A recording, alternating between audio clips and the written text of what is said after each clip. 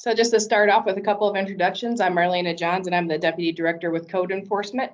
I've been with the department for about 6 years now and have enjoyed every moment of it. Denise, are you there to give your introduction? Hi, good morning, everyone. My name is Denise Lynn Riedel. I am the Chief Innovation Officer for the City of South Bend and head of our Department of Innovation and Technology. I'm really excited about this partnership with Code Enforcement and everything that Marlena is going to be reviewing today. Thank you. So first we'll go over some housekeeping items. Just so you all are aware, this meeting is going to be recorded. It will be posted online, and so landlords and anyone who is interested in the ordinance itself will be able to go online to review it later and to be able to watch that walkthrough that we're going to go through again here in a little while. Please stay muted if you aren't speaking. It gets kind of noisy in the background if people have their mics on, so just keep that button muted, please, and hold all questions until the end. So first we'll go over an overview of the ordinance itself. We'll look at the background of the ordinance, what some of the requirements are, how you can register by paper, online, or in person. Then we will go through a tour of the online registration process with the Department of Innovation and Technology. We'll have some of the frequently asked questions that we've received over the years in code enforcement, some time to review those. And then we'll have some time at the end for participants' questions. So first, the purpose of landlord registration. The purpose is to collect up-to-date information on owners and property managers for rental properties in the city of South Bend. One of the primary issues that we have as the city is that when people first purchase a property, they will record that information, their mailing information, as what their information was at the time of the purchase of that property. And many times people end up moving and they don't necessarily update their information. So the landlord registration is a way to have updated contact information for people who have an interest in that property.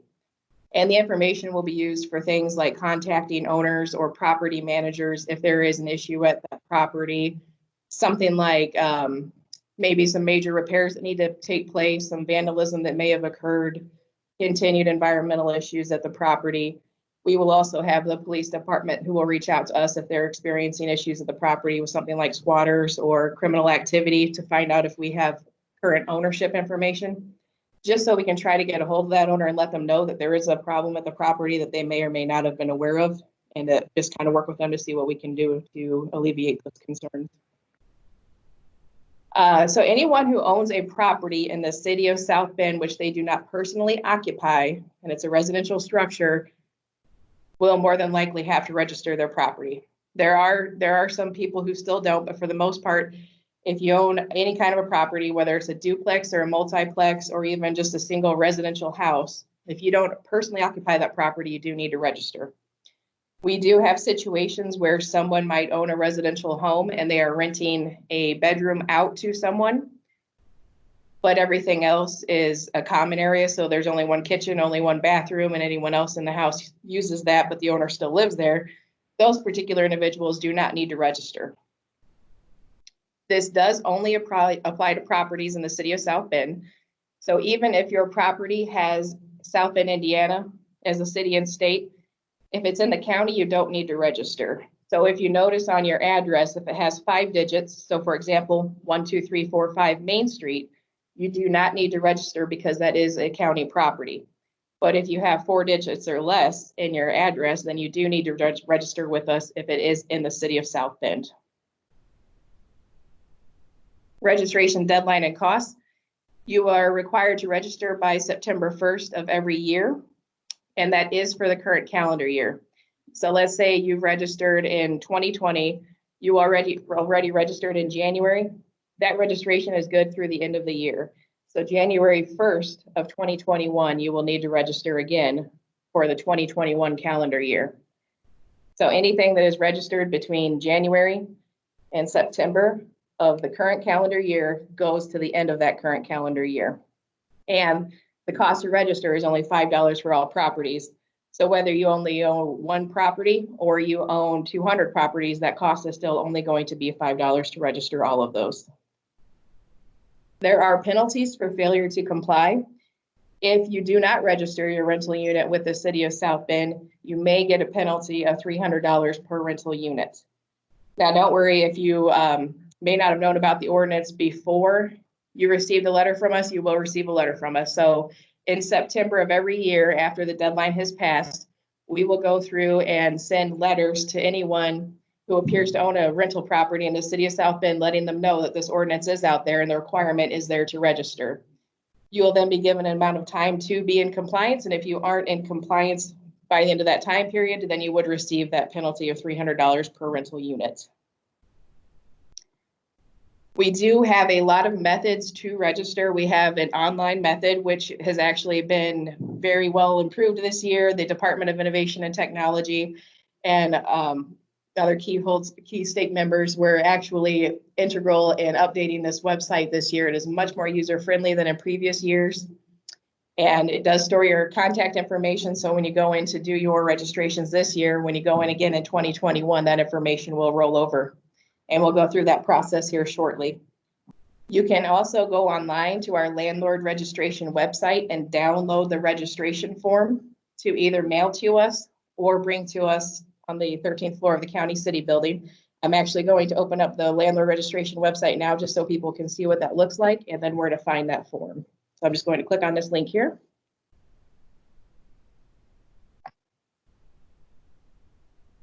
And this is the landlord registration page. So when you scroll through here, you will see that there is a lot of information that we're kind of talking about today. And then there are also links on where you can go to register. So if you click on this link, it'll take you to the landlord registration online process.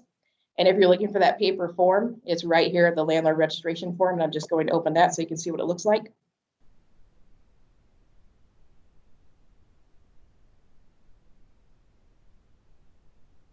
Okay. And one of the ways that you'll know which year you're registering for is if you look on this form right next to code enforcement landlord registration, it says 2020. So this form means you are registering for the year 2020. January, we'll have that updated to 2021, and then that will be just a quick way for you to know which year you are registering for, just in case you get confused on which years you've already registered. So first, you'll input your owner contact information, then your property manager contact information if you have a property manager. On the next page is where you will list up to 4 properties that you own. The limit is 4 just because it takes a lot to enter these properties on the back end. So we do encourage you to use the online process as much as possible, just because you can you're unlimited in the amount of properties that you can register online. So once you have that information filled in, you would just submit this form signed and dated with your $5 payment to this address here, Code Enforcement, 227 West Jefferson Boulevard with South Bend. Or again, you can bring it to the 13th floor of the county city building. That's where code enforcement is. So when you get off the elevators, you go to the left with that form and you'll be able to register. So at this time, I want to hand it over to Jonathan with the Department of Innovation and Technology to walk everyone through the online registration process. All right, thank you, Marlena, for that, for taking us up to this point.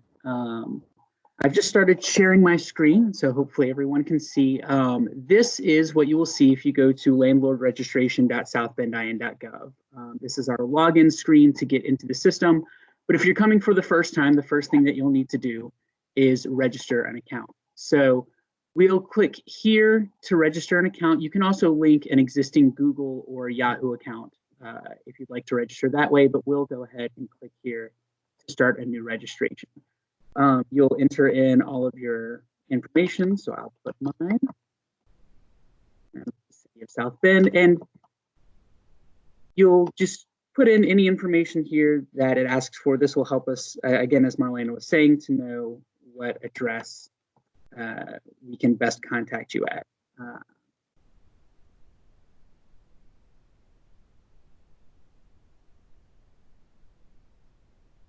Put in a phone number for contact, and then this is where we will register our email. Our email address will be what we use to log in. I have a test email for us to use, and then we'll set a secure password and create an account. This will send us a verification email that we'll need to continue the process. So if we go to our inbox, we have our verification email. Simply follow the link and it will verify our email address and we can now register with our account. So if we go back to the login page, we can use the credentials that we just generated.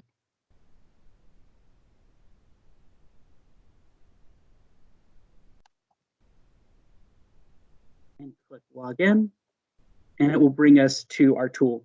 The first thing you'll see when you first log in is this registration information. It has a lot of useful tips and links for landlords. I highly encourage you to read through and see all of the tips and information that we have here. To continue, we'll click close. But if you'd like to see that information in the future, there's always this registration information button that you can click to bring that pop-up back up. You'll see a map here as you first log in. This will show eventually the properties that we have registered, but to do that, we first need to register some properties. So we'll come up to the upper right-hand corner and click Register Properties. This will start a wizard that will take us through the process of registering properties. And I'll just note a few things here. We can always get back to that map to the homepage by clicking in this upper left-hand corner on the house. We have navigation here at the bottom to bring us to the next step, which is to add property managers. And currently, if we click back, we'll just get that registration information pop up that we saw before. So let's add our first property. We have a search bar here. We'll search for an address, and we can add as many addresses as we'd like. To add a property that you own, you simply click, and you'll see that the plus sign here will turn to a minus sign. This minus sign here shows that we have now registered this property to ourselves, and we can associate as many properties as we want to ourselves in a single go.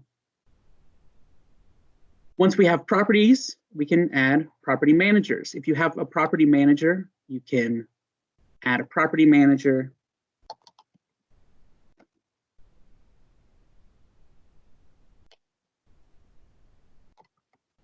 Add the address for our property manager and a phone number for them as well.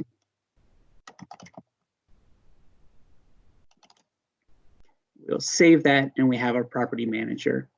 To see our property manager, currently they do not show up immediately, but we can come back and see all of our property managers information.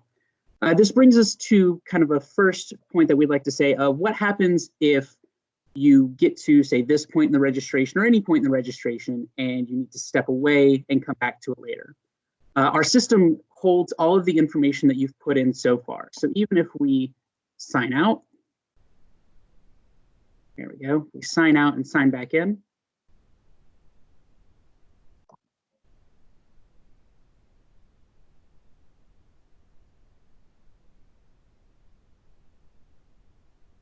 Second.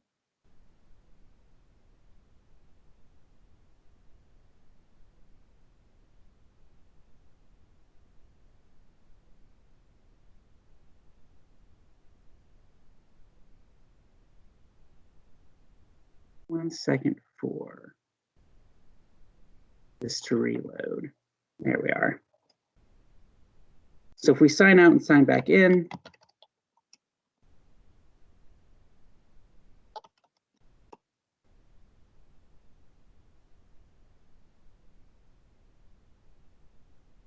we can see now on the map, we have those properties that we associated before, and we can click and see the address that we have associated with them. And then if we go back to the register properties dialog, we can go through and see the property manager that we have registered as well. The next step in the process is where we can see what we have registered to ourselves. We can also associate property managers at this point. So say our Jane Doe is the property manager of 227 South Francis. We would click on this property, and then we can say that Jane Doe, by clicking that plus sign, is the property manager of this property. And we can do that for as many of the properties that have property managers. We would simply add them as property managers in the previous step and then put them as property managers on this step. The next step would be to agree to our language. We have our terms of registration. After reading them and agreeing, we would click that we have read and agreed, and that allows us to go to pay our registration fee. I'm going to put in just a test card here so that we can see what it looks like after we've paid. We have a credit card that will pass, but will not actually bill us. So this is purely for testing purposes.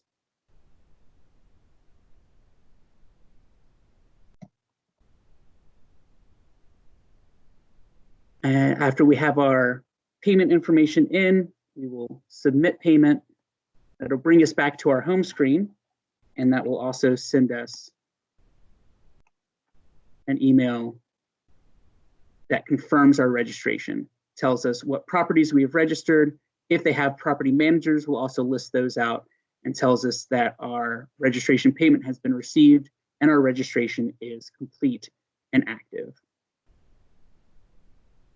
Look at is how to make changes. If you move, obviously this tool is for us to know how best to get in contact with you. So if you move, we would like for you to make sure that you update your profile. You can do that by clicking the My Profile button and changing profile information. And here you have all of the information that you entered to begin with that you can change. If you change your address, your cell phone number changes, or your phone number changes, something along those lines, you would simply edit these fields and click update. So that's a brief walkthrough of how you can use the landlord registration tool to register your properties with code enforcement. If you have any questions on the tool or on the landlord registration process, you can send any questions you have to landlordregistration@southbendin.gov, and we will make sure that the appropriate team gets that question and gets back to you in a timely manner. Thank you for your time today, and I will pass it back to Marlena. Thank you, Jonathan. So next, we're going to go over some of the frequently asked questions that we've received over the years. One of the main questions we receive is, what information do I need to register? And you probably picked up on that by now. It's a list of your current properties, your current mailing address. As the owner, you cannot use a PO box. You actually have to give an actual physical address. You are able to list a PO box as your secondary point of contact, but we do want you to actually provide us with your mailing address where we can get a hold of you if there is an issue with the property. Also, if you have a property manager, we would like their name and contact information. And then any other additional individuals who have the ability to go and address concerns at your property if your property manager is unavailable or if you are unavailable. How long is the registration valid?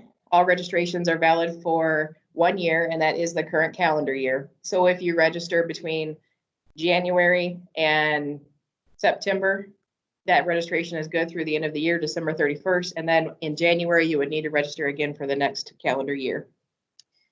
What if I sell the property? If you sell the property, the new owner or landlord would be required to register with us within 30 days.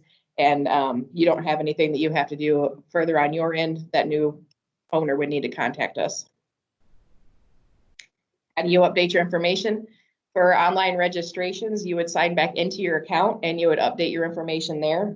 If you registered in person or via mail, we would ask that you contact us at Code Enforcement in writing, letting us know what your updated contact information is, and we will get that input into the system. And then another question we often get is, how do I add properties to my registration? So if you've purchased a couple of properties throughout the year and now you need to add them into your registration, you don't have to pay that $5 fee again. What you would do is you would sign back into your online registration similar to above and just update your properties there. And if it was in paper or in person that you registered, you would again contact us in writing, letting us know that you needed to add properties, or maybe if you've sold properties, remove some properties and we can make those changes for you. Do I need to register a sleeping room? So this goes back to the idea of you might have rented out one of the bedrooms in your house, but you're currently residing there and all areas are common areas aside from that bedroom. The answer is no, you do not need to rent out a sleeping room or register for renting out a sleeping room. Will your information be stored next year in the online system? Yes, it will. So Your first year will probably take a little more time than your all subsequent years, just because you'll have to put all that information in for the first time. And then every year after that, you will just go in and update it and make sure that all of your properties match what your current register of properties is. Is the public able to see the registration information? They're not able to see it by signing in anywhere, but if a access to public records form was filled out, they could potentially see the information that way. So we're going to open it up now for participant questions. If anyone in the audience has questions, feel free to unmute yourself and ask. I'll give a couple of minutes here just to see.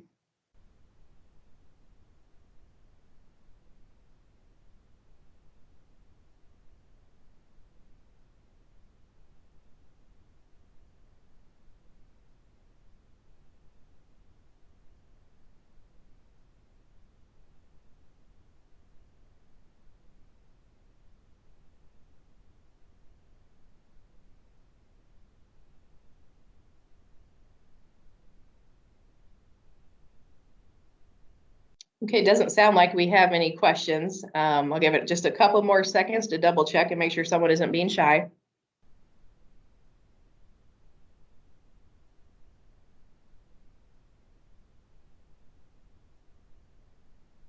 Okay, well, you all made it easy on us today then.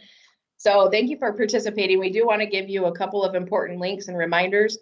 So first of all, as Jonathan mentioned, if you have any questions or comments about landlord registration in general or about the online registration process, please email us at landlordregistration@southbendin.gov. Landlord registration, all one word, at southbendin.gov. A reminder that the register deadline is September 1st of every year. And the landlord registration website can be found at this link. If you want to send us an email at landlordregistration@southbendin.gov, we will send a copy of this PowerPoint to you so that you can have the links to be able to click directly from there.